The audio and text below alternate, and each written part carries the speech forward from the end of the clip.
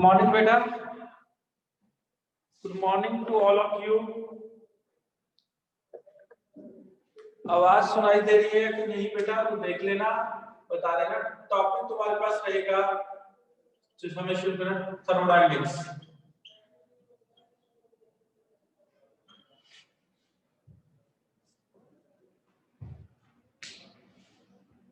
Thermodynamics क्या है? Thermo जैसे वर्ड सुनता है कि हीट, थर्मल एनर्जी। लेकिन इस चैप्टर में हमारे पास डिस्कशन है थर्मोडायनेमिक्स एक ब्रांच ऑफ केमिस्ट्री है बेटा।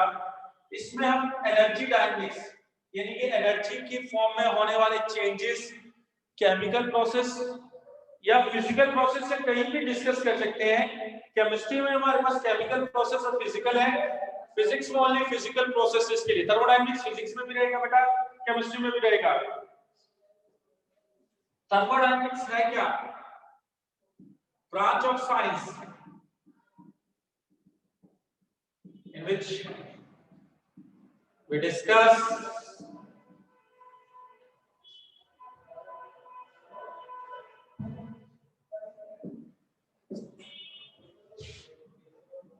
different form of energy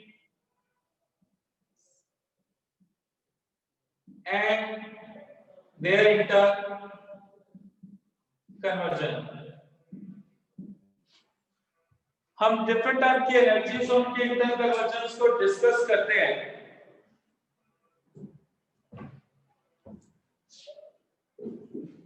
thermodynamics में बेटा स्टैंडर्ड में हमारे पास 4 लॉज आ जाते हैं। मेनली तो फर्स्ट लॉ ऑफ थर्मोडायनेमिक्स,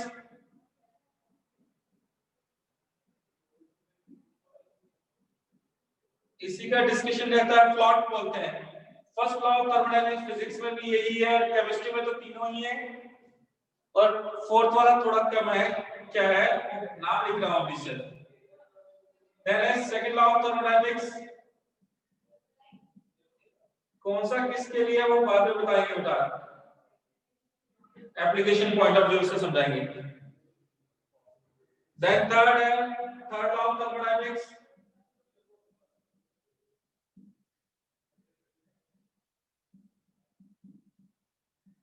और फोर्थ वन जीरो लॉ है। जीरो इसका नंबर इसलिए दिया गया बेटा, तीनों लॉ के आने के बाद में आया था।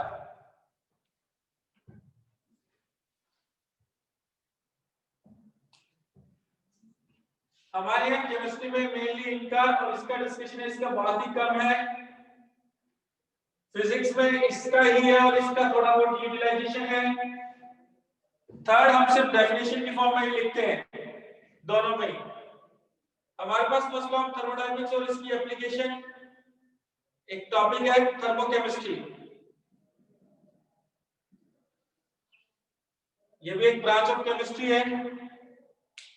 Energy changes during reaction discussion, हमारे पास mainly first law of thermodynamics, thermochemistry और सेकंड लॉ ही रहेगा। तो हमें एनर्जी और एनर्जी कन्वर्जन देखने होंगे। तो टाइप्स ऑफ एनर्जी ये तुम्हारे लिए नेक्स्ट क्लास के लिए डिस्कशन के लिए छोड़ूंगा। अभी मैं आज बेस रखता हूं थर्मोडायनेमिक्स का।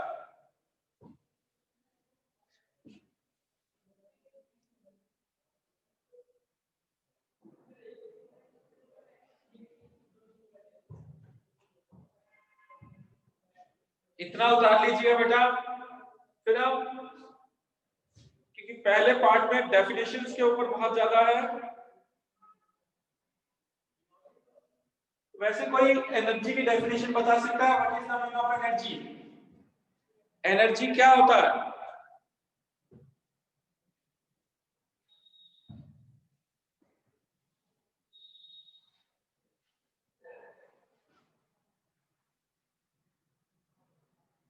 कोई भी या टाइप करने में दिक्कत हो रही तो अपने मन में, या अगर म्यूट वाला ऑप्शन ओपन है, कोई भी बता सकता है एनर्जी की डेफिनेशन बेटा। What is the mean of energy? Energy क्या होता है? जैसे आपने कहते हो आप एनर्जेटिक है या लो एनर्जी के या हाई एनर्जी के, तो एनर्जी क्या बताता है कि जब तुम कहते हो कि एनर्जी मेरे में हाई है या मेरे में एनर्जी लो है, तो एनर्जी तो हमें पता है वर्किंग कैपेसिटी होता है ना, कि आदमी की या किसी इंसान की जिसकी वर्किंग कैपेसिटी हाई होगी उसमें एनर्जी कंटेंट हाई है, जिसकी वर्किंग कैपेसिटी लो होगी वर्किंग पावर ही है एनर्जी टू परफॉर्म वर्क। तो तुम्हारा आज का अपने आप एक काम रहेगा, नेक्स्ट क्लास में डिस्कस पूछूंगा तुमसे टाइप्स ऑफ एनर्जी। कितने टाइप की तुमने एनर्जी पढ़ा हुआ है? अभी फिजिक्स तो पढ़ लिया, पोटेंशियल और काइनेटिक, वाइब्रेशनल, रोटेशनल, वेग, जितने भी टाइप के तुम्हें पता हो टाइप ऑफ एनर्जी लिख के लाना बेटा, टाइप्स ऑफ एनर्जी। एडिशनल में अपने पास इंफॉर्मेशन के लिए रहना चाहिए।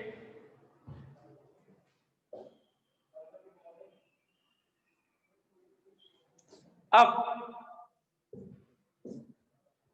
एनर्जी इंटरकनेक्शन का डिस्कशन रहेगा, लॉज रहेंगे, प्लॉट रहेगा, first law of thermodynamics, thermochemistry, second law of thermodynamics, third law of thermodynamics, zeroth law. Zeroth इसलिए लिया गया पहले तीनों के बाद आया।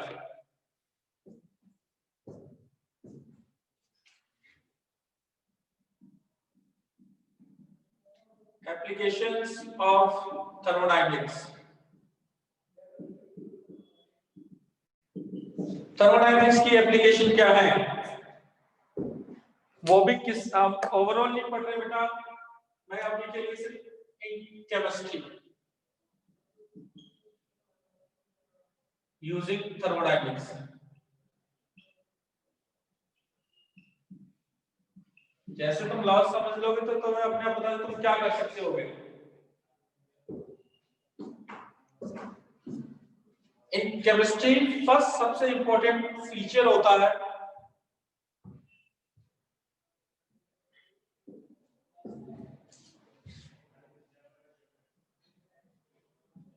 we can predict feasibility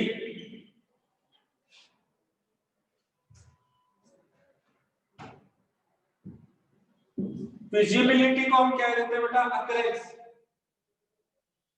we can predict feasibility of the reaction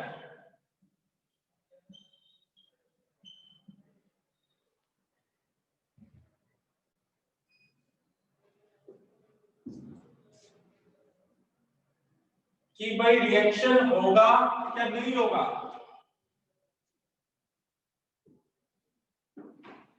second, feasibility of reaction के साथ साथ अगर रिएक्शन हो रहा है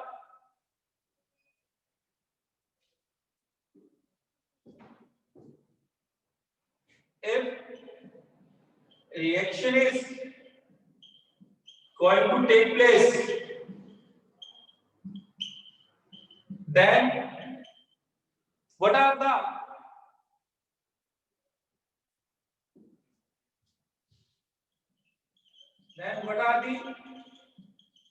energy changes, यानी कि एनर्जी का what are the energy changes involved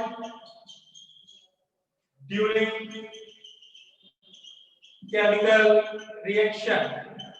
reaction में होने वाला, अभी रिएक्शन हो गई तो उसमें कितना एनर्जी का चेंज हुआ, change means gain loss, process का नेचर थी एंडोथर्मिक है, तो कितनी एनर्जी का एंडोथर्मिक एक्सोथर्मिक। तुम्हें पता होगा word endothermic means energy edited, exothermic means energy release, absorbed और रिलीज। एंडो मींस खा रहा है, एक्सो मींस रिलीज कर रहा है, thermic energy.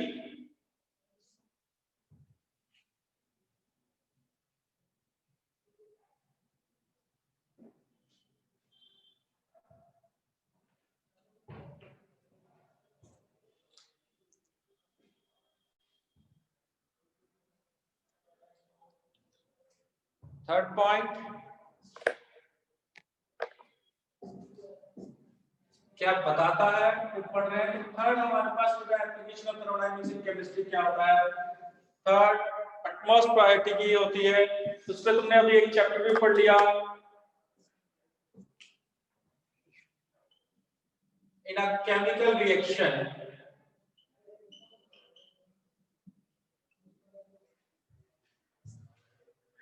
if in a chemical reaction at equilibrium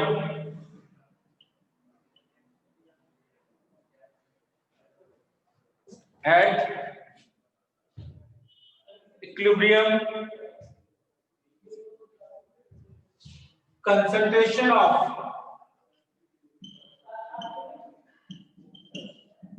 different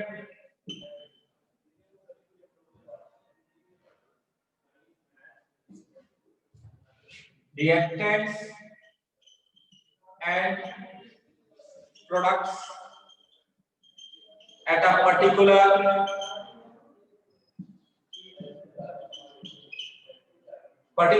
temperature। ये पर्टिकुलर टेम्परेचर पर रिएक्टेंट और प्रोडक्ट की कंसंट्रेशन क्या है। याद हो केमिकल इक्विलिब्रियम अभी बेटा चैप्टर पढ़ के ले हो तो हमने देखा था delta G naught equal to minus R T L N K equilibrium, या delta G naught equal to minus 2.303 R T log 10 base K equilibrium. तो मैंने एट ए पर्टिकुलर टेम्परेचर इस वर्ड के लिए टेम्परेचर के लिए के इक्विलिब्रियम से हम इक्विलिब्रियम कंसंट्रेशन कैलकुलेट कर रहे हैं। और ये डेल्टा जी नॉट इसे बोलते हैं बेटा Gibbs free energy change. Gibbs free energy change अगर डेल्टा जी लेस देन 0 होता है तो it means reaction is going on, visible है। डेल्टा जी इक्वल टू 0 है, रिएक्शन है इक्विलिब्रियम। और डेल्टा जी एक्चुअल में होता है delta G naught plus RT log ln RT ln Q. और delta G equal to delta G naught plus RT ln Q होता है बेटा। इस चैप्टर में डिराइव भी करेंगे ये इक्वेशन। तो Q becomes K, तो डेल्टा G becomes to 0, तो इसलिए delta G equal to delta G naught equal to RT ln K आ जाता है बेटा। इक्विलिब्रियम कंसंट्रेशन क्या होगी, इक्विलिब्रियम अचीव हो रहा है तो रिएक्शन फिजिबल है ये बताता है, और रिएक्शन में एनर्जी चेंजेस क्या है।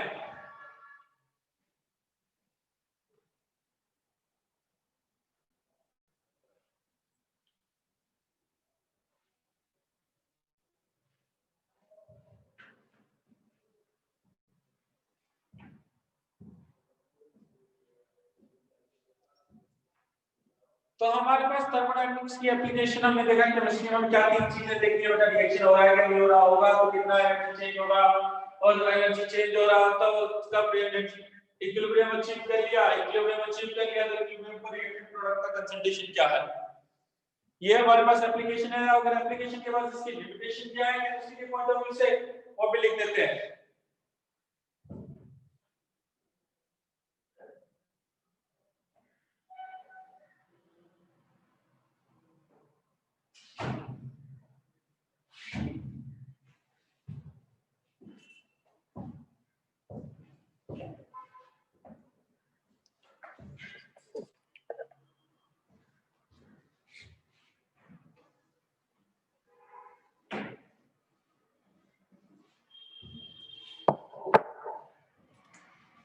नेक्स्ट होता है बेटा,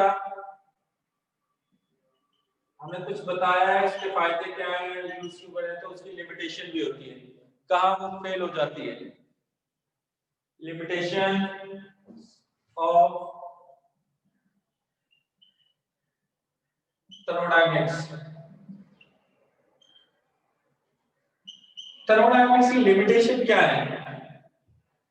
पहली लिमिटेशन ये होती है बेटा थर्मोडायनामिक्स की, ये बल्क के लिए वैलिड है बेटा, इंडिविजुअल कंपोनेंट के लिए वैलिड नहीं होती, मॉलिक्यूलर लेवल पर क्या हो रहा है उसके वैलिड नहीं होती। ये वैलिड किसके लिए है? ओवरऑल सिस्टम के लिए। सिस्टम के अंदर एक पर्टिकुलर पार्ट में क्या हो रहा होगा ये उसके बारे में कुछ नहीं कहती।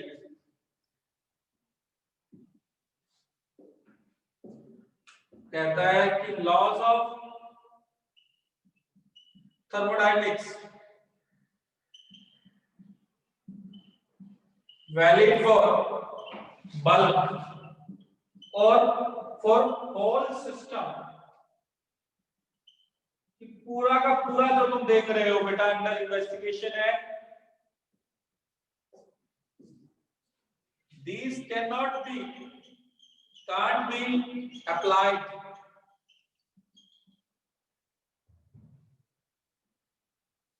on individual particles। अकेले पार्टिकल्स पर नहीं लगा सकते। तो कहने का क्या मतलब है कि टेम्परेचर है, ये आएगा बेटा प्रेशर,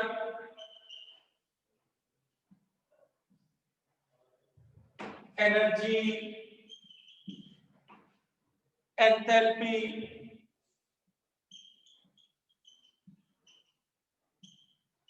एंट्रोपी, इनका एक पार्टिकल के लिए कोई मतलब नहीं है बेटा। ये फ्री एनर्जी जो भी हम वेरिएबल्स पढ़ेंगे उनका ये कहता है कि थर्मोडायनामिकल वेरिएबल्स का ओवरऑल सिस्टम के लिए मतलब होता है सिस्टम के अंदर एक पार्टिकल या दो पार्टिकल माइक्रो लेवल पर क्या हो रहा है, थर्मोडायनामिक्स नहीं डिस्कस करती।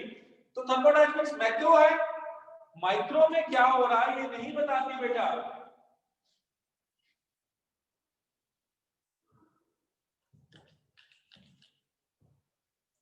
जैसे मैं देखो रिएक्शन में ओवरऑल एनर्जी चेंज है और रिएक्शन ओवरऑल, मैं ये नहीं कह सकता कि इंडिविजुअल किस पार्टिकल का क्या रोल था रिएक्शन के होने या ना होने में। मैं ओवरऑल क्या हो रहा है ये डिस्कस कर रहा हूं, लेकिन मैं इंडिविजुअल पार्टिकल के रोल को कंसीडर नहीं कर पाता।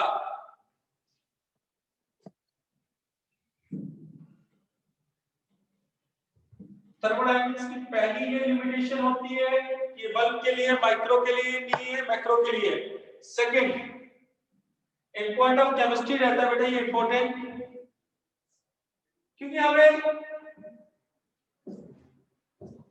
we cannot calculate the time to attain equilibrium with thermodynamics।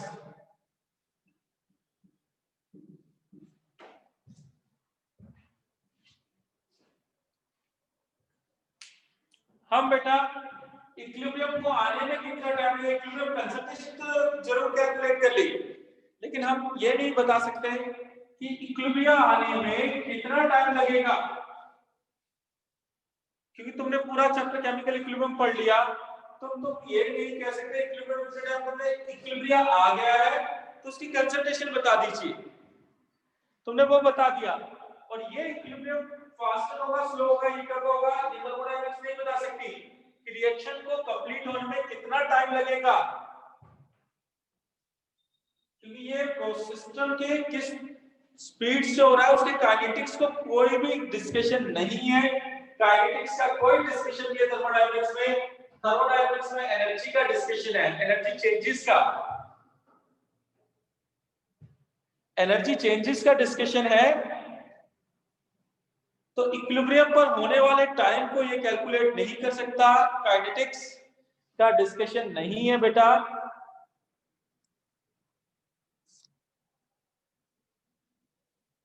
तो थर्मोडायनामिक्स शुरू करने से पहले बेटा अभी हमने सिर्फ बेसिक ही करेंगे क्या, ना अभी हमने लॉस देखे हैं या उनका, उन सब चीजों को देखने से पहले हमें कुछ टर्मिनोलॉजी होते हैं, वर्ड्स होते हैं बेटा, वो पता होने चाहिए।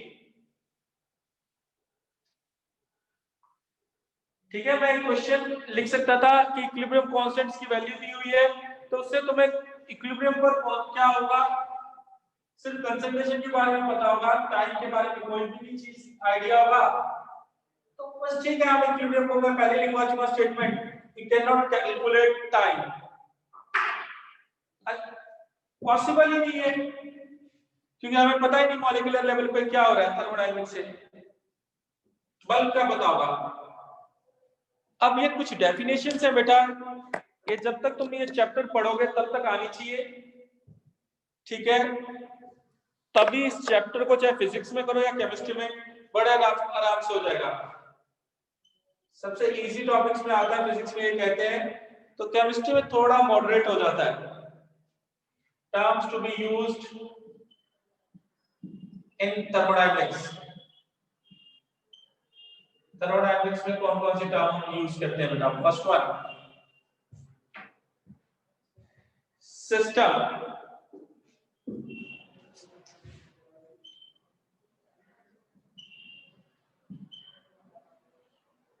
सिस्टम क्या होता है?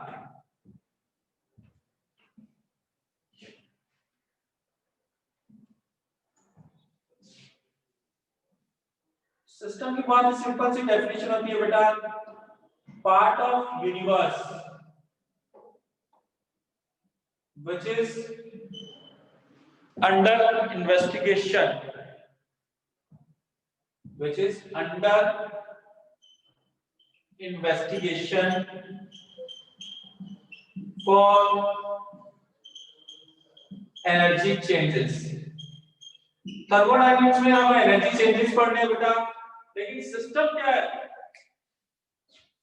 साइंस में हम ये कह देते हैं, केमिस्ट्री में या फिजिक्स किसी में भी, जिस चीज को हम पढ़ रहे हैं, जिसके बारे में हमें डिस्कस करना है, डिस्कस करने से पहले उसके बारे में पढ़ना पड़ेगा, उसको देखना पड़ेगा। इन्वेस्टिगेशन में सारी चीजें आ जाती हैं कि उसे पढ़ भी रहे हैं, देख भी रहे हैं, सुन भी रहे हैं, समझ भी रहे हैं, किसी भी तरह से जिस तरह से हमें देखना है।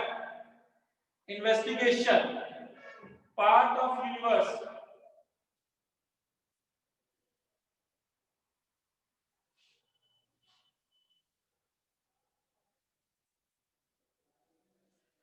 जैसे एयर इन रूम, तो water in bottle, water in bottle, any living body, जो भी हम पढ़ रहे हो, कोई भी रिएक्शन देख रहे हो, वो हमारी सिस्टम है। अब सेकंड टर्मिनोलॉजी होती है इसमें बेटा सराउंडिंग।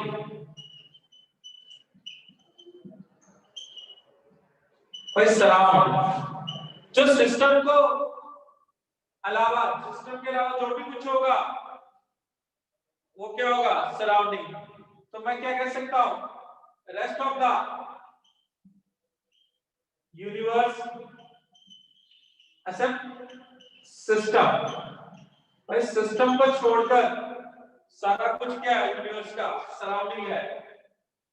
जिससे हम खेल रहे हैं, प्ले कर रहे हैं, जिसके बारे में हम डिस्कस कर रहे हैं, वो सिस्टम है। जिसके बारे में हम कुछ नहीं बोल रहे हैं, सिस्टम के अलावा जो भी है वो हमारे पास सराउंडिंग है।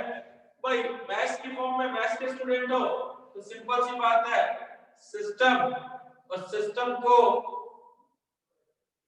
ये सिस्टम है गोला, तो उसके साथ अराउंड भी क्या बेटा? सराउंडिंग है। ये ओवरऑल क्या है? यूनिवर्स है। यूनिवर्स में सिस्टम भी है, सराउंडिंग है। सिस्टम निकाल दोगे तो बचेगा क्या? यूनिवर्स में से surrounding. System plus surrounding universe है। तो यूनिवर्स हमारे पास सेट है बेटा। यूनिवर्स क्या होता है? System plus surrounding.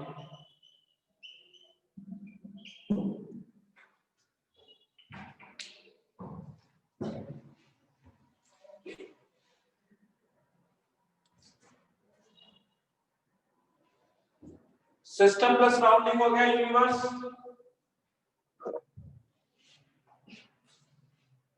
अब आता है बेटा सिस्टम और सराउंडिंग को अलग अलग कौन करता है, जिसे हम कहते हैं बाउंड्री, डिफरेंशिएटिंग पैरामीटर। भाई सिस्टम और सराउंडिंग को अलग अलग करने के लिए थर्ड आपकी डेफिनेशन जिसे हम कहते हैं बाउंड्री।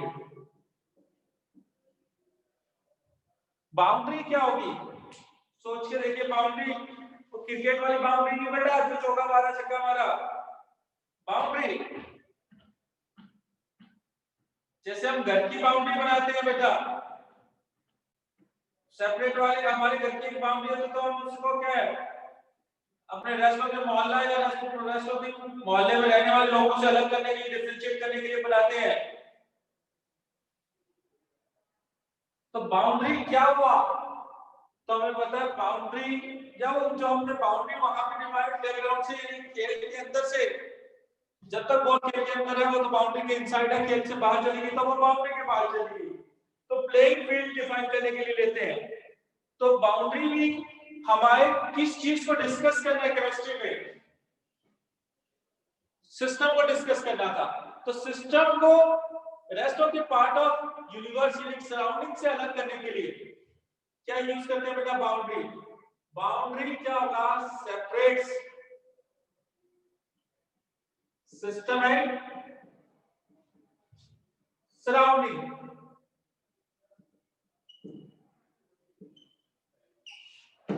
सिस्टम एंड सराउंडिंग को सेपरेट करने के लिए बाउंड्री यूज करते हैं।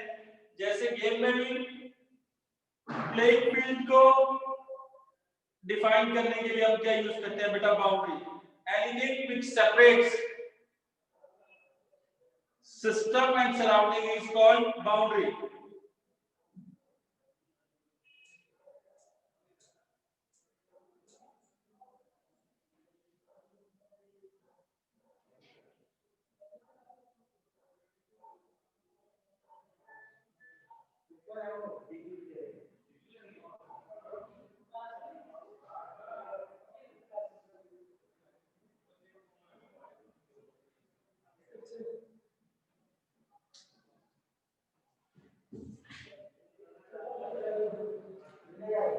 उतारिएगा बेटा ये।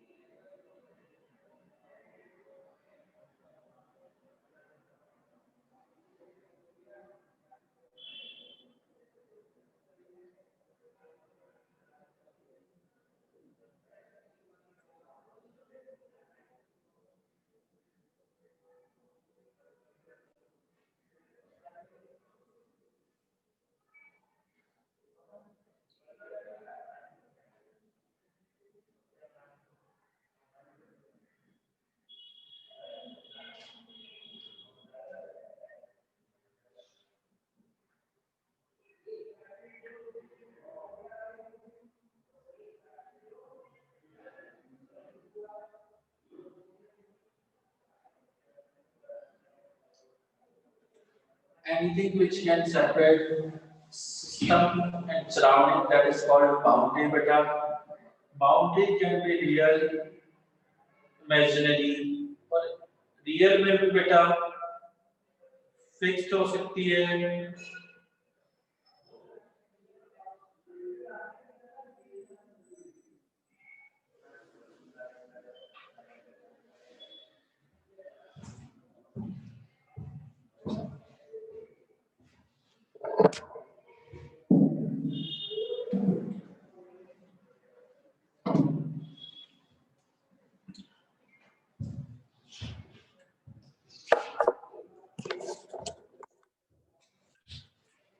बाउंड्री हमारे पास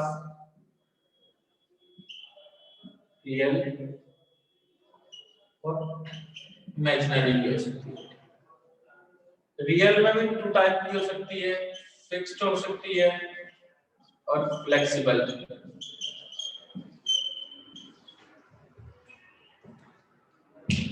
जैसे हमें बलून में भरी हुई एयर को डिस्कस करना है बेटा, आप air filled in balloon discuss करना है एयर को बलून में जो फिल्ड है, तो बलून की हम क्या साइज डिक्रीज या इंक्रीज कर सकते हैं बेटा, वो फ्लेक्सिबल बाउंड्री होगी। लेकिन यही हमारे पास क्या हुआ, एयर एक रूम, तो रूम में जो एयर है उसके लिए जो वॉल्स ऑफ रूम है वो फिक्स बाउंड्री का काम करेंगे। और ऐसे जैसे मैं खड़ा हूं तो मैंने मान लिया मेरे अराउंड, ठीक है, या तुम अपने रूम में घर में बैठे हो तो तुम्हारे अराउंड, रियल में कोई बाउंड्री एग्जिस्ट नहीं करती, वो इमेजिनरी है।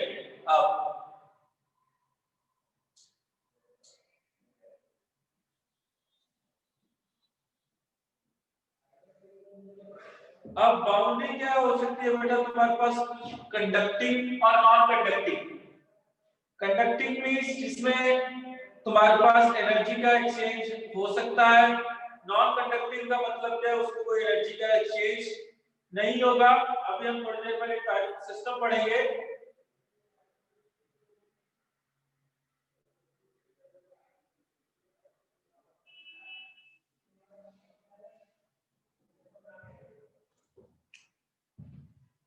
बाउंड्री के डिस्कशन के बाद सेपरेशन हो गया सिस्टम और सराउंडिंग में बेटा। अब हमारे पास आता है टर्मिनोलॉजी, उसके बाद टाइप्स ऑफ सिस्टम। सिस्टम कितने टाइप के जो तुम पढ़ते हो बेटा, पहला होता है ओपन सिस्टम, सेकंड होता है क्लोज सिस्टम, और थर्ड है बेटा आइसोलेटेड सिस्टम। 3 तरह से देखना होता है सिस्टम को। जब हमने सिस्टम ओपन कहा,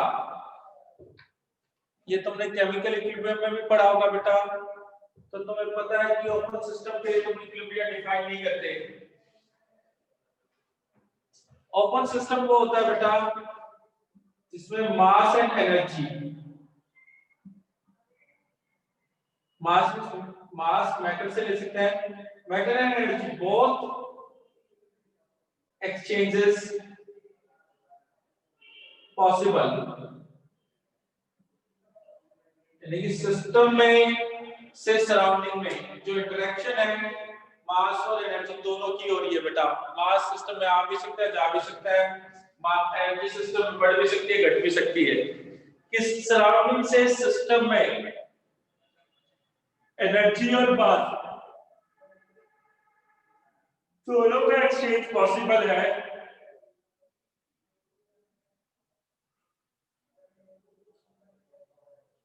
लिविंग सिस्टम हमारा ही एग्जांपल ले लीजिए बेटा, हमारा सराउंडिंग के साथ मास एंड एनर्जी दोनों का एक्सचेंज पॉसिबल है। Close system,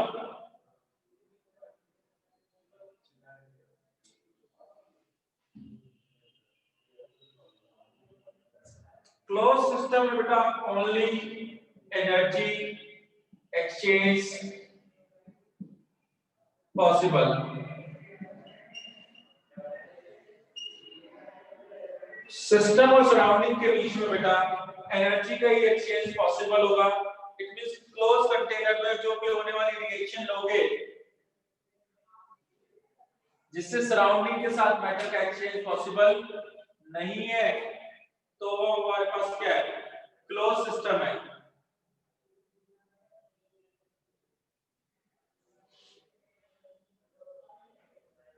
isolated system, no exchange possible, no exchange possible between system and surrounding in terms of matter and energy। Matter और एनर्जी की फॉर्म में बेटा सिस्टम और सराउंडिंग में क्या एक्सचेंज पॉसिबल नहीं है।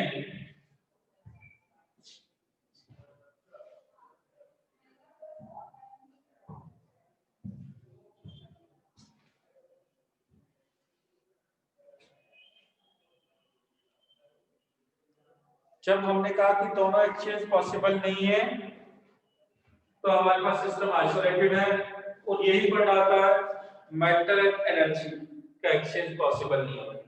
मैटर का एक्सचेंज पॉसिबल नहीं है सिर्फ तो वो क्लोज सिस्टम हो गया, उसमें एनर्जी का ही एक्सचेंज पॉसिबल होगा। ओपन सिस्टम में बेटा दोनों ही होंगे पॉसिबल।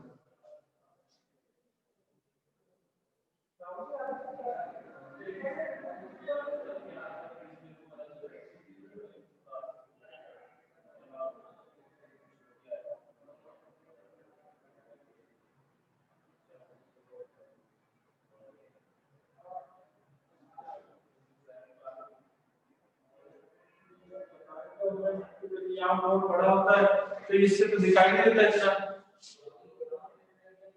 लाइट होता है।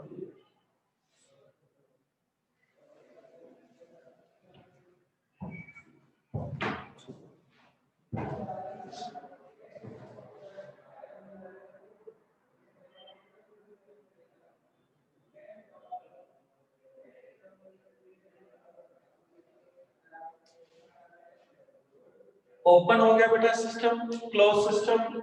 और तुम्हें किस टाइप की रिएक्शन दे रहा है, कैसे दे रखी है, तो उससे तुम्हें दिया कोई भी प्रोसेस दिया होगा। प्रोसेस क्या होगा वो देख लेते हैं। अभी डेफिनेशन वगैरह लिखेंगे उससे पहले ये तीनों की डेफिनेशन देख लीजिए बेटा। ओपन सिस्टम, क्लोज सिस्टम और आइसोलेटेड सिस्टम। डायग्रामेटिकली हम बना भी सकते हैं बेटा। सिस्टम और सराउंडिंग बनाइए तो उनमें दोनों का एक्सचेंज दिखा दे तो हमारे पास ओपन सिस्टम है, सिर्फ और सिर्फ एनर्जी का एक्सचेंज दिखाए तो क्लोज सिस्टम है, और मैटर और एनर्जी दोनों को ना दिखाए तो आइसोलेटेड सिस्टम है।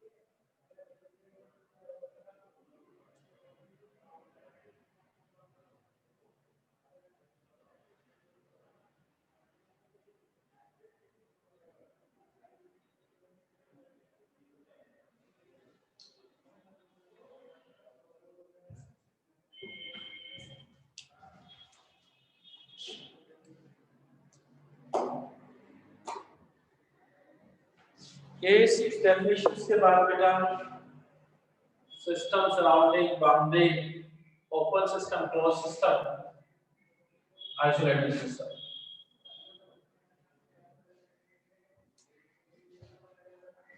स्टेट ऑफ सिस्टम,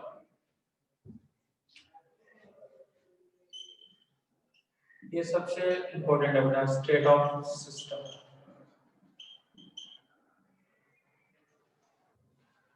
सिस्टम की स्टेट क्या है कि स्टेट ऑफ अ सिस्टम, इससे मतलब क्या है बेटा? तुम्हारी स्टेट क्या है, तो हम क्या कहते हैं कि तुम किस कंडीशन में हो। स्टेट ऑफ सिस्टम बताता है condition in which the system is present. मैं तुम्हारी स्टेट, जैसे इस सब्जेक्ट में तुम्हारी नॉलेज कहां तक है, तो मैं तुम्हारी सब्जेक्ट में नॉलेज जो स्टेट को कहूंगा कि कंडीशन क्या है तुम्हारी। State of system means in a condition, पहला पॉइंट होता है in a condition in which system exists, in a condition in which system exists or present,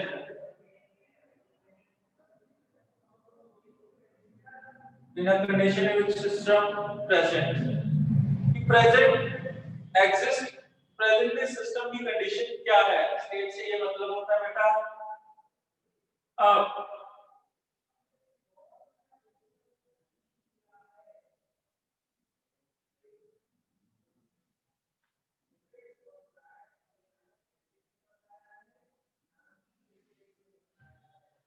जैसे मुझे तुम्हारे सब्जेक्ट में कोई स्टेट डिफाइन करनी है बेटा कि किस कंडीशन में हो तो कुछ प्रॉपर्टी या कुछ वैल्यू के बेसिस पे डिफाइन करूंगा तुम्हारा टेस्ट लेकर उसमें मार्क्स कितने आए हैं उसके बेसिस पर हो सकता है तुम्हारे से इंटरेक्शन करके वर्बली वो भी देख के बता सकता हूं तो मैं इट मींस तुम्हारे साथ इंटरेक्ट करने पे तुम्हारी क्या कौन सी प्रॉपर्टी को स्टडी कर रहा हूँ मेजरेबल या ऑब्जर्वेबल प्रॉपर्टीज को तो स्टेट ऑफ सिस्टम जो हम डिफाइन करते हैं बेटा state of system can be defined कैसे can be defined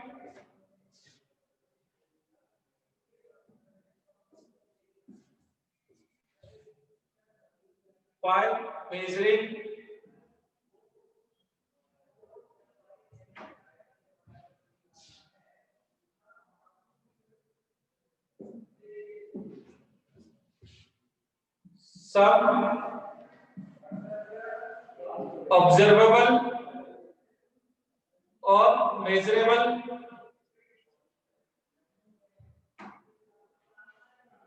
some observable or measurable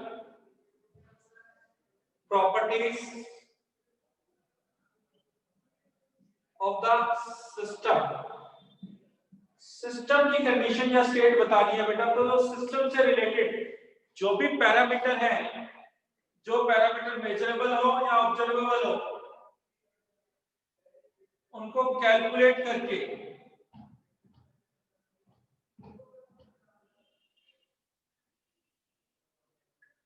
example की फॉर्म में यहाँ केमिस्ट्री में क्या रहेगा जनरली तुम्हारे पास रहेगी मेजरेबल प्रॉपर्टीज बेटा pressure volume temperature concentration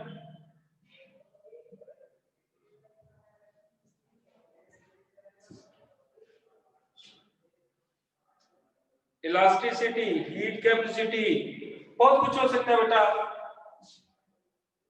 heat capacity लिख लो एनर्जी लिख लो बहुत सारे वेरिएबल्स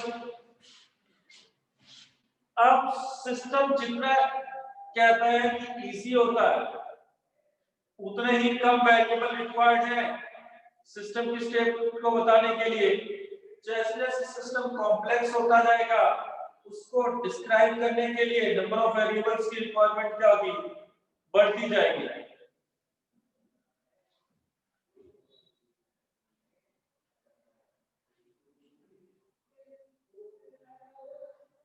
स्टेट ऑफ सिस्टम क्या है ये तुम देख लो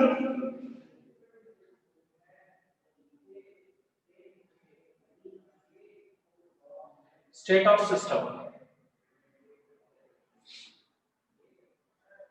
और सिस्टम की स्टेट को डिफाइन करने के लिए हमें स्टेट वेरिएबल्स रिक्वायर्ड है बेटा स्टेट वेरिएबल्स क्या होते हैं वो ये लिखो स्टेट फंक्शन या स्टेट वेरिएबल्स जो सिस्टम की स्टेट को बता पाए स्टेट वेरिएबल्स या टेम्परेचर प्रेशर वॉल्यूम केमिस्ट्री में जो हीट कैपेसिटी कंसंट्रेशन एंथैल्पी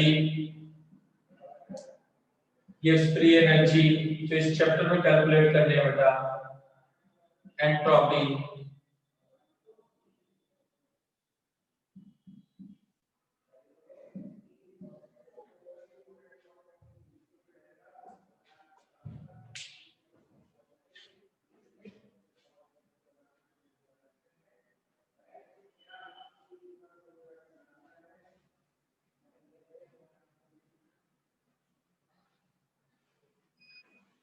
तो मैं जनरली यहाँ में फिजिक्स में तो क्या पढ़ना होता है एग्जांपल ले लेते हैं एग्जांपल फिजिक्स में हमें क्या आइडियल गैस ही पढ़ना होता है तो जब हम आइडियल गैस कहते हैं तो आइडियल गैस के लिए हमारे पास सिस्टम की स्टेट को डिफाइन करने के लिए प्रेशर, वॉल्यूम, टेम्परेचर और प्रेशर, वॉल्यूम, अमाउंट और वॉल्यूम, टेम्परेचर, अमाउंट या PNT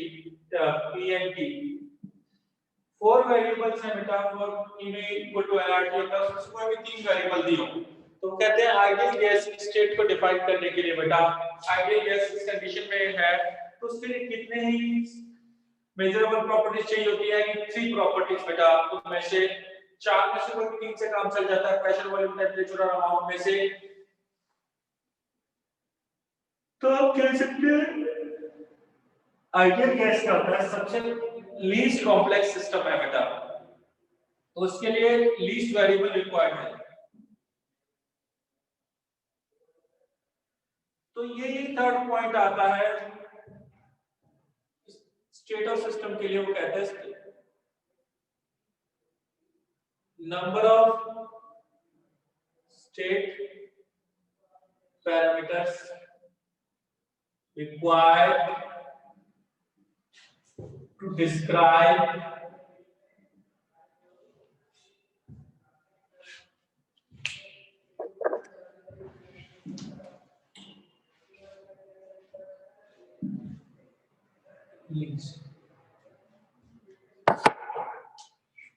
the number of state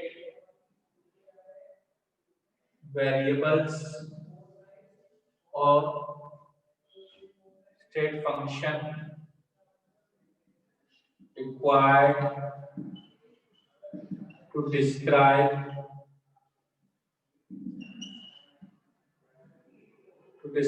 state of system depends upon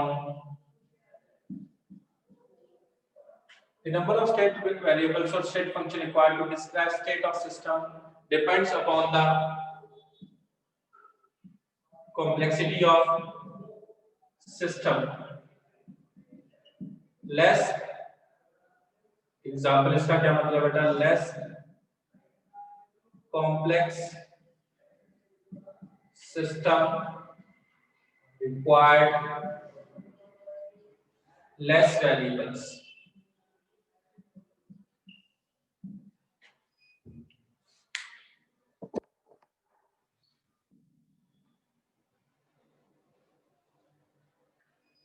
इस तरह से है कि एक बच्चा है जिसका हमें देखते ही पता चल जाता है कि उसके मार्क्स कम क्यों आए कि उसने मेहनत नहीं की अगर वो सीधा साधा बच्चा है तो देखें। और एक बच्चा बहुत ही जबरदस्त शो ऑफ ऐसे करे कि मेहनत तो वो बहुत करता था सब कुछ किया लेकिन फिर हमें उसके पेपर में मार्क्स कम आने की बजाय बहुत सारे तरीके से तलाशनी पड़ेगी बहुत सारी रिसर्च करनी पड़ेगी कि उसके मार्क्स कम क्यों आए एग्जाम में। पढ़ता तो बहुत था सब कुछ किया लेकिन तब भी उसके 0 आए कि मेहनत नहीं की थी तब 0 आए।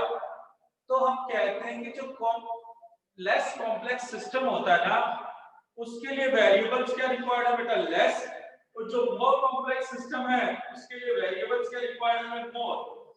स्टडी सिस्टम करना है तो सिस्टम की कॉम्प्लेक्सिटी डिफाइन करती है कि सिस्टम में हमें कितनी मेहनत करनी पड़ेगी पढ़ने के लिए कितने टाइप के वेरिएबल्स रिक्वायर्ड होंगे।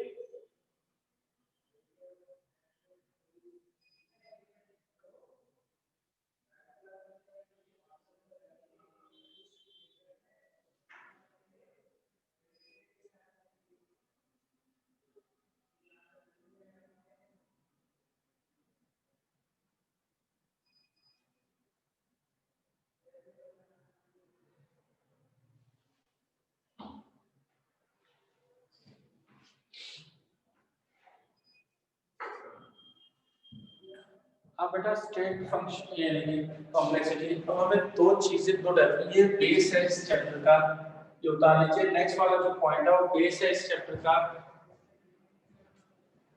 यहाँ पे समझना होगा स्टेट वेरिएबल्स क्या होते हैं पाथ वेरिएबल्स क्या होते हैं।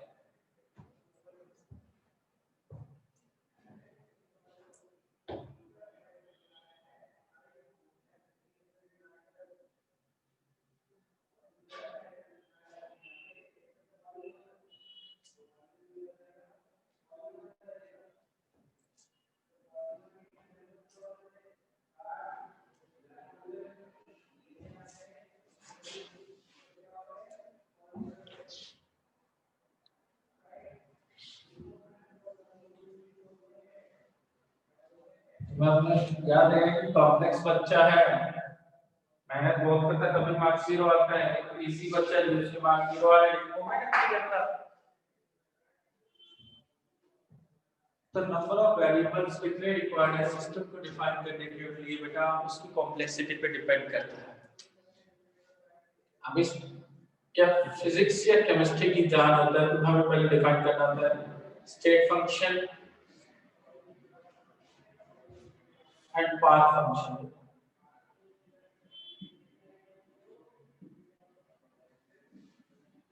ये इन दोनों को समझना बहुत जरूरी है कि व्हाट इज स्टेट फंक्शन और व्हाट इज पाथ फंक्शन।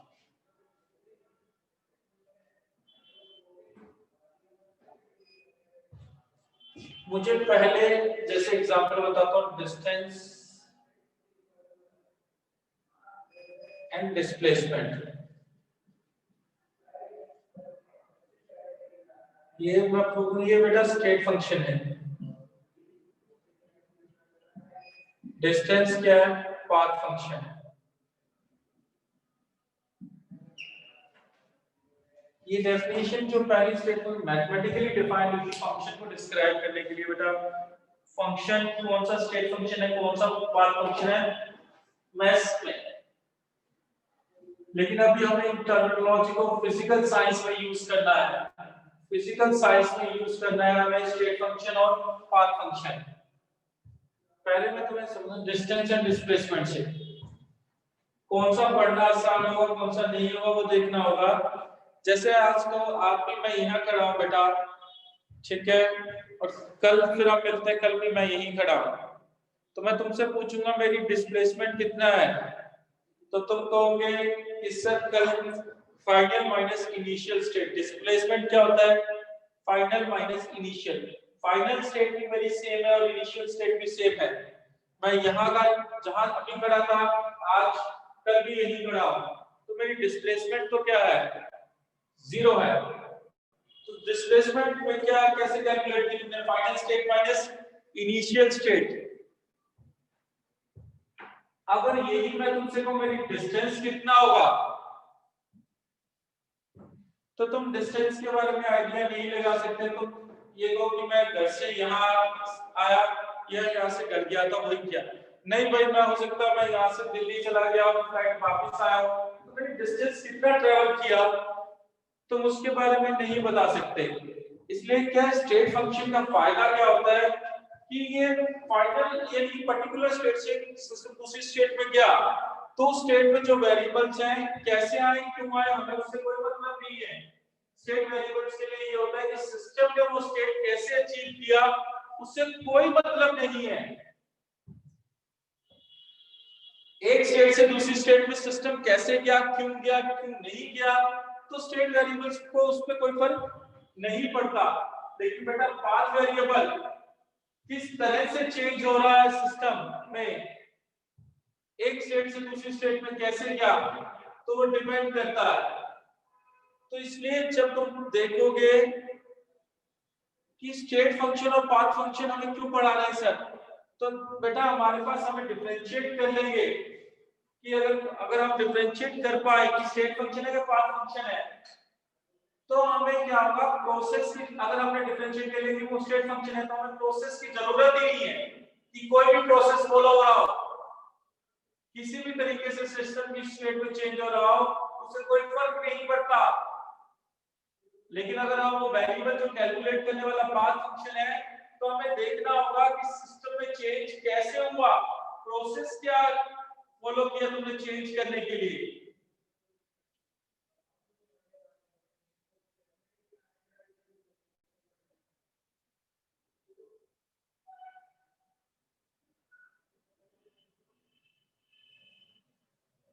तो बेटा एक स्टेट से दूसरे स्टेट अब प्रोसेस की डेफिनेशन में बताऊंगा। प्रोसेस होता है जिससे एक सिस्टम एक स्टेट से दूसरी स्टेट में जाता है या एक स्टेट से दूसरी स्टेट में ले जाने के लिए तुमने जो मेहनत किया है जो भी चेंजेस किए हैं जिस तरह से तुम उसमें मेहनत कर रहे हो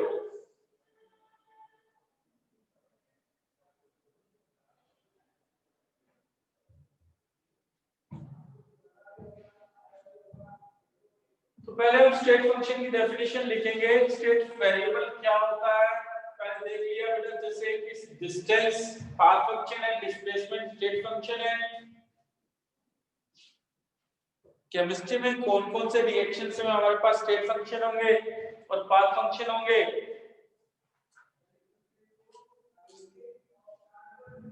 तो स्टेट फंक्शन की डेफिनेशन क्या है? बहुत ही सिंपल रहती है बेटा। स्टेट फंक्शंस या state variables are those variables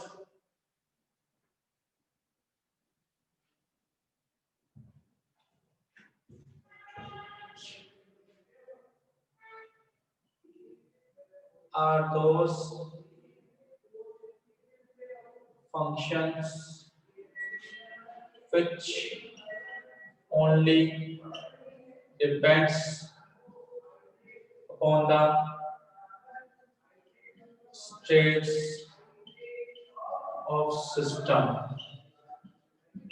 but doesn't depends upon the process how the states achieved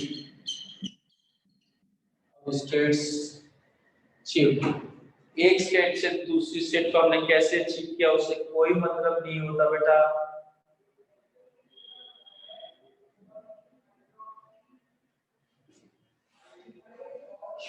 In mechanics, displacement is the state function and distance is path function. और हमारे यहाँ इस चैप्टर में जो हमें स्टेट फंक्शन पढ़ने हैं बेटा, pressure, examples of state function, pressure, temperature, volume, H पर एंथैल्पी चेंज पढ़ेंगे बेटा, S entropy, U internal energy, G Gibbs function. तो P stands for pressure, T stands for temperature, V stands for volume, H stands for enthalpy, S stands for entropy, U stands for internal energy,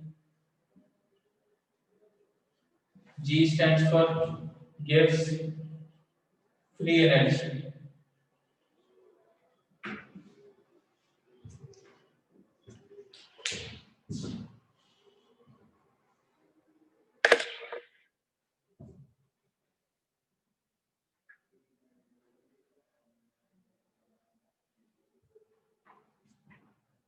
तो बेटा standard में बहुत अच्छी book में जो हम पढ़ते हैं तो हम स्टेट फंक्शन की सिंपल सी मैथमेटिकल डेफिनेशन दे देते हैं। साइक्लिक, ये साइन शो करता है बेटा साइक्लिक इंटीग्रेशन।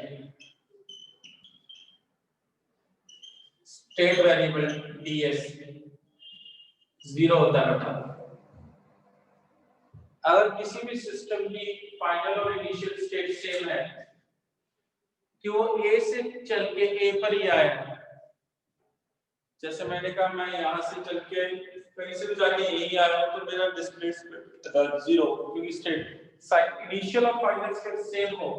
तो स्टेट फंक्शन में हम चेंजेस को कैलकुलेट नहीं कर सकते बेटा, क्योंकि साइक्लिक इंटीग्रेशन हमेशा स्टेट वेरिएबल्स का क्या होगा 0।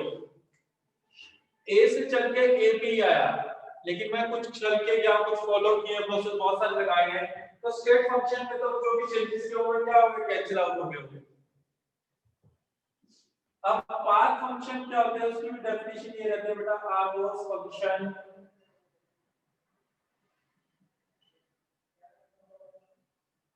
which depends upon the path how the states achieved, the states changes achieved। बेटा स्टेट्स को कैसे अचीव किया है उसके ऊपर डिपेंड करता है, उस प्रोसेस पे डिपेंड करते हैं, पाथ पे डिपेंड करते हैं। वो the path can be a process, how the changes proceed in states. जैसे मैंने डिस्टेंस को बताया, तो मेरे यहाँ से आने तो मैं मुझे मेरे पाथ को कंटिन्यूअसली फॉलो करना पड़ेगा कि मैं कहां से कहां जा रहा हूं, कैसे आ रहा हूं। तो स्टेट के बाद पाथ फंक्शन में ही डिपेंड होता है बेटा, वो पाथ पे डिपेंड करते हैं प्रोसेस पर कि ए से ए पर आया। इनिशियल स्टेट ए है सिस्टम की, इनिशियल स्टेट ए वो कहीं से घूम घूम फिर के वापस ए पर आया, फाइनल स्टेट भी ए है। तो मैं यहां से ए से ए पर आया, तो लेकिन कैसे आया, ये मेरे को ये इसका पाथ है, ये पाथ पूरा डिस्कस करना पड़ेगा। Path completely required for path variables. Changes कैसे प्रोसेस किए हैं वो पूरा रिक्वायर्ड होगा पाथ वेरिएबल्स की कैलकुलेशन के लिए। तो हमारे यहाँ पाथ वेरिएबल्स दो ही कैलकुलेट करने हैं इस चैप्टर का purpose, Q and W, heat and work. दो ही पाथ वेरिएबल्स हैं जो तुम्हें अभी कैलकुलेट करने हैं।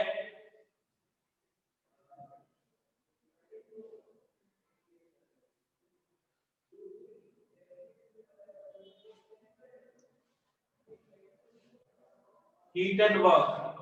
और पाथ वेरिएबल की मैथमेटिकल डेफिनेशन ये होती है बेटा, cyclic integration of path variables not equal to 0। ये सिंबल इंडिकेट करता है बेटा cyclic integration. Cyclic integration path variables का कभी भी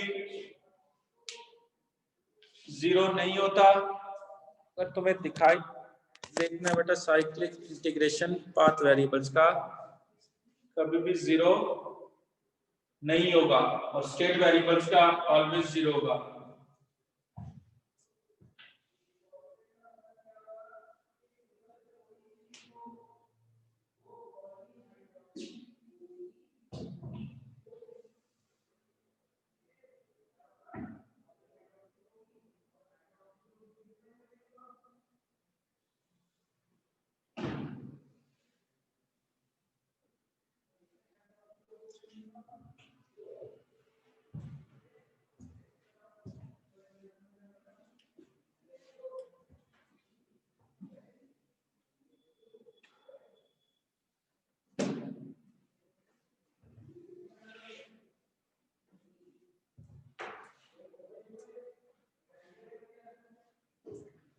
स्टेट वेरिएबल पाथ वेरिएबल का प्रोसेस की है, फिर एक्सटेंसिव और इंस्टेंसिव वेरिएबल पढ़ेंगे, थर्मोडायनामिक क्रिया पढ़ेंगे।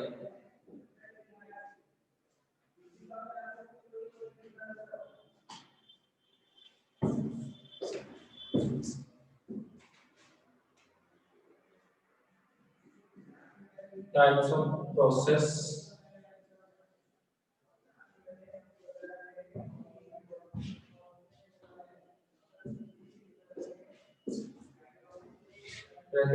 थर्मोडायनामिक्स के पढ़ना, thermodynamics types of process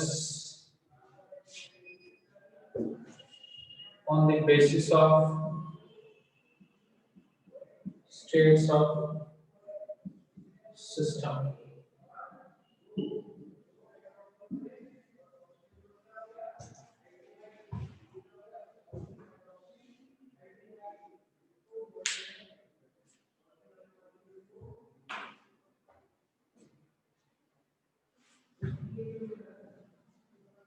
process क्या होता है बेटा, पहले definition, any method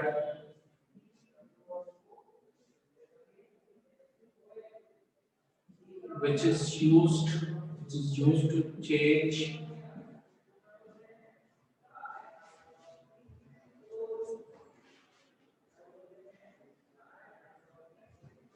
state of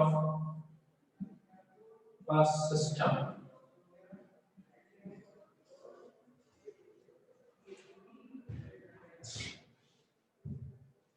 बेटा जैसे हम A पर हैं, A से B पर गए, किसी भी तरीके से जा सकते हैं, डायरेक्टली मल्टीपल वे है, ये सब प्रोसेस है। ए से सी पे गया, सी से डी फिर बी पे गया।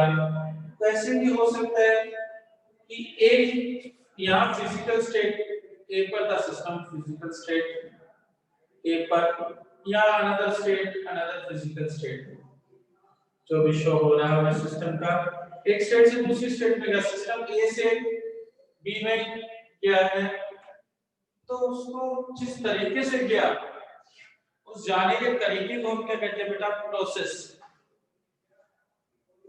अब थर्मोडायनामिक्स में हमारे पास जो थर्मोडायनामिक प्रोसेस जो पढ़ने हैं बेटा, एक स्टेट से दूसरे स्टेट में जाने वाले, हमारे पास कम से कम 5 का डिस्कशन करेंगे हम। एक रहता है isothermal process, second isobaric process, third isochoric process, fourth adiabatic process,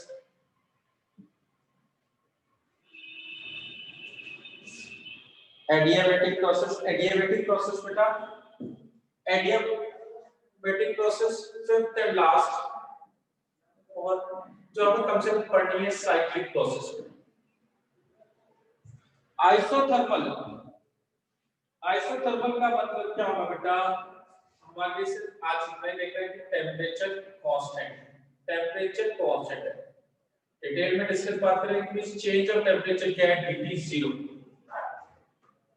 similarly isobaric process हमने कहा तो P कांस्टेंट है सिस्टम के लिए, तो dT क्या होगा, 0। आइसोबारिक में प्रेशर कांस्टेंट रहता है। Similar, iso stands for similarity,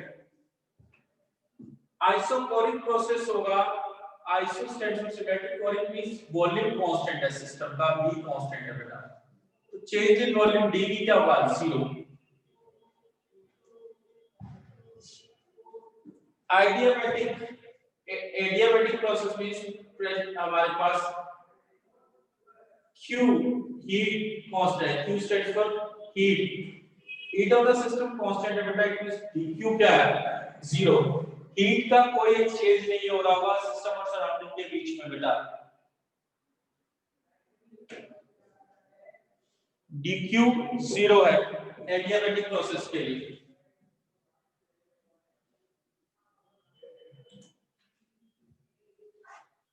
cyclic process, cyclic process का मतलब क्या बेटा, A से B गया, B से C गया, C से D, D से वापस A पर आया, तो initial state equal to final state, दोनों सेम है, it means cyclic integration of state variables क्या होगा, 0।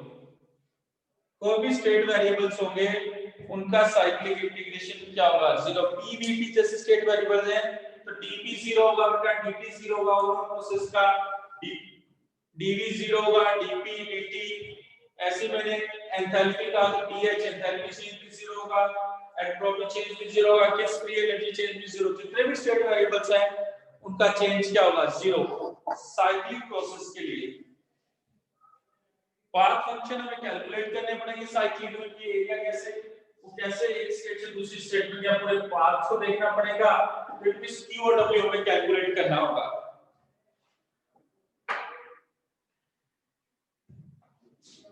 तो आज के लिए सिर्फ इतना ही देख के आना बेटा, पहले नेक्स्ट क्लास से पहले ये डेफिनेशन सबमिट में, एक हीट की definition, energy, work,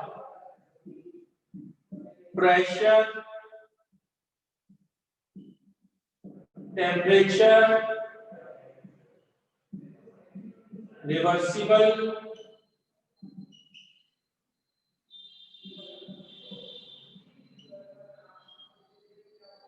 irreversible,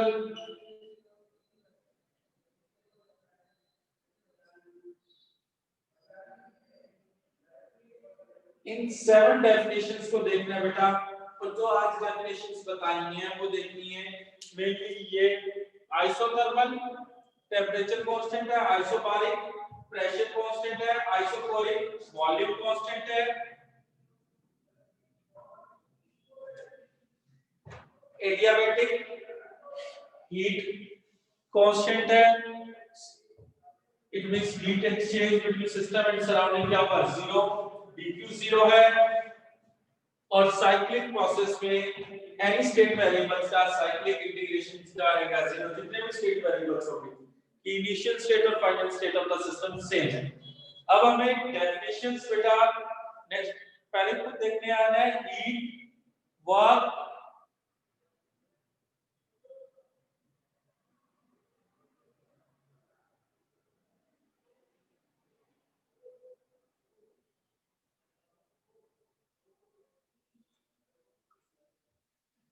heat की डेफिनेशन, वर्क की डेफिनेशन, एनर्जी की definition, pressure, temperature, reversible, irreversible, ठीक है। तो बिना उसके हम आगे नहीं बढ़ेंगे, फिर हम कल फर्स्ट लॉ ऑफ थर्मोडायनामिक्स की डेफिनेशन ये सब करवा देंगे और प्रोसेसेस का डिस्कशन शुरू कर देंगे। अभी तक का जो तुमने पढ़ा उसमें एनसीईआरटी के 4 to 5 पेज जो भी चैप्टर के बेटा हमें देखना है कि कल हमें टाइप ऑफ इक्विलिब्रियम भी डिस्कस करना है, थर्मल इक्विलिब्रियम क्या होता है, मैकेनिकल इक्विलिब्रियम क्या होता है और केमिकल इक्विलिब्रियम। हाँ, केमिस्ट्री में जनरली हम केमिकल इक्विलिब्रियम का ही डिस्कस करते रहते हैं, लेकिन ओवरऑल हमें टाइप ऑफ तीनों टाइप के इक्विलिब्रियम का पता होना चाहिए।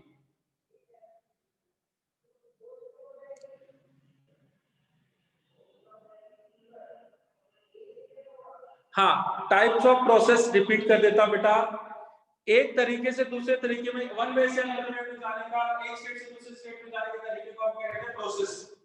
अब हमारे यहाँ जनरली हमें 5 टाइप के प्रोसेस पढ़ने हैं, ठीक है, एक और भी ले सकता हूं, लेकिन हमारे यहाँ ओवरऑल फिजिक्स और केमिस्ट्री लेके चले तो 5 प्रोसेस। पहला होता है isothermal, iso stands for similarity, thermal means उस प्रोसेस में टेंपरेचर का कंटेंट क्या रहेगा, कांस्टेंट सिस्टम का, तो इट मींस T कांस्टेंट है तो चेंज इन टेंपरेचर dt क्या रहेगा, जीरो। आइसोथर्मल प्रोसेस के लिए dt जीरो है, चेंज इन टेंपरेचर। सिमिलर हमें पढ़ना होगा आइसोबारिक प्रोसेस, जहां हम प्रेशर कांस्टेंट रख के चलेंगे सिस्टम का, तो it means change in pressure क्या रहेगा, जीरो, dt जीरो। थर्ड हम पढ़ेंगे आइसोकोरिक प्रोसेस, आइसोकोरिक मींस क्या रहेगा, कोर स्टैंड्स फॉर वॉल्यूम, तो इट मींस वॉल्यूम कांस्टेंट है, it means change of volume भी क्या रहेगा, constant, change of volume zero. भाई v कांस्टेंट है तो dv जीरो हो गया, चेंज जीरो हो गया। Next adiabatic process, adiabatic process में क्या रहेगा, heat content of the system क्या रहेगा, कांस्टेंट, इट मींस सिस्टम से सराउंडिंग में हीट का एक्सचेंज नहीं हो रहा होगा, it means change in q, dq क्या रहेगा, zero, q is symbol is used for heat। Next cyclic process, cyclic process वो होता है बेटा जिसमें क्या हुआ, एक स्टेट से चलते दूसरी स्टेट में गए, मैं तीसरे में और फाइनली लौट के बिंदु घर को आ, यानी कि a से a पर ही आ गया, इनिशियल स्टेट और फाइनल स्टेट सेम है, तो इट मींस हम कहेंगे उस केस में साइक्लिक इंटीग्रेशन, यानी कि जितने भी स्टेट वेरिएबल्स हैं उनका साइक्लिक इंटीग्रेशन क्या होगा, जीरो, क्योंकि स्टेट वेरिएबल्स में कोई चेंज हुआ नहीं। तो उस सिस्टम के लिए हमें स्टेट वेरिएबल्स कैलकुलेट करने नहीं होते साइक्लिक प्रोसेस के लिए, हमें तो सिर्फ और सिर्फ कैलकुलेट करने हैं पाथ वेरिएबल। तो पाथ वेरिएबल हमारे पास जनरली दो ही है, q and w, heat and work.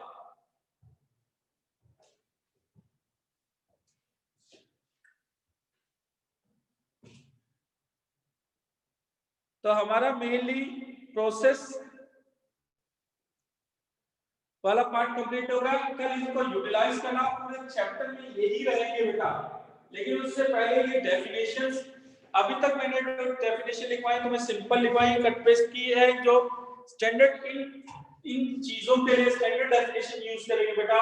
Thermodynamically definition जो जेएल बेटी करके साइंटिस्ट हैं उनकी लगती है बेटा, तो हमें डेफिनेशंस क्लियर हो तो हम वर्बली भी बहुत इजीली सिस्टम में होने वाले थर्मोडायनामिकली चेंजेस को डिस्कस कर पाते हैं। तो वो करने के लिए पहले तुम अपने लेवल पे तुम्हें हीट, एनर्जी, वर्क और प्रेशर और टेंपरेचर और रिवर्सिबल इरिवर्सिबल प्रोसेस की डेफिनेशन क्या पता है वो देखना। तो नेक्स्ट क्लास में बेटा ट्राई करना फिजिकल क्लास में आना, तो क्योंकि उसमें इंटरेस्टिंग रहेगा डिस्कस करने के लिए। Plot first law, second law, third law का बेस रख पाए कि पहला लॉ दिया तो सेकंड लॉ की रिक्वायरमेंट क्यों हुई, क्योंकि पहला लॉ रहेगा एनर्जी कंजर्वेशन का कि ए से बी में गए, एनर्जी ऑफ ए किसी भी तरीके से एक एनर्जी को दूसरी एनर्जी में कन्वर्ट करते तो कन्वर्जन 100% रहना चाहिए। सेकंड लॉ ऑफ थर्मोडायनेमिक्स की नीड क्यों आई, फर्स्ट लॉ कहां फेल करता है, फिर ऐसे सेकंड लॉ के बाद थर्ड लॉ कब आया और जीरोथ लॉ क्या है। ये फिजिकली प्रेजेंट होगा तो अच्छा रहेगा, नहीं तो ऑनलाइन में थोड़ा सा दिक्कत आती है। थर्मोडायनेमिक्स का जब भी बेस, बस बेस बनाने के लिए 2-3 लेक्चर चाहिए होते हैं, उसके बाद कैसे भी पढ़ लेना, कोई दिक्कत नहीं रहती, बस बेसिक क्लियर होने चाहिए तो अपने आप चैप्टर क्लियर होता है। थैंक यू बेटा, आज हमारा जिनका स्कूल का एग्जाम है उसके लिए ऑल द बेस्ट, ढंग से एग्जाम दीजिएगा अगर है तो, नहीं तो नेक्स्ट क्लास ट्यूसडे को रहे तो उसमें फिजिकली प्रेजेंट रहना, ट्यूसडे या वेडनेसडे जब भी रहे बेटा केमिस्ट्री की क्लास के लिए।